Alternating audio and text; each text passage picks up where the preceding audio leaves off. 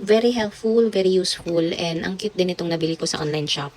May kasama na siyang straw, ganito kalaki, saktong-sakto kung maglalagay kayo ng tapioca. Tapos, ito po is takip niya yan.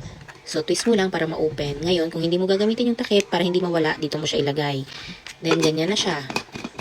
Hindi din po ito nagli-leak kahit i-shake mo ng pagganon. Kasi meron po siyang rubber dito para hindi po basta-basta mag-leak yung mga liquids. Pwede po ito sa mainit, pwede po ito sa malamig, na-try ko na. This is 500 ml. Saktong-sakto lang yung amount niya para sa isang timplahan ng mga cold drinks or hot drinks nyo. Ngayon magtitimpla tayo ng Sakura Healthy Milk Tea. This is with chia seeds and moringa. Ito po yung mga pampagatas ko, may milk booster. Kakatapos ko lang mag-pump and kailangan ulit natin mag-produce ng milk para pagising naman ni baby, meron siyang mainom, meron ako makapag-produce ako ng milk.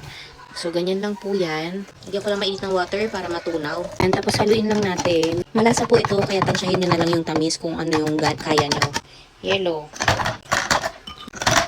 Pwede nyo itong lagyan ng tapioca. Pwede nyo rin ito lagyan ng milk. Pero kasi malasa siya, kaya masarap kapag puro ganito lang yung ilalagay mo. Actually, yung ganito kadami is concentrated pa rin yung lasa niya. Kaya magdadagdag pa tayo ng water. Pwede nyo na siyang haluin ng ganyan. Hindi yan matatapon basta-basta. Kasi nga, sealed yung tumbler na to. So, nakikita nyo, oh, ito, meron siyang chia seed na nakakatulong din to increase milk supply.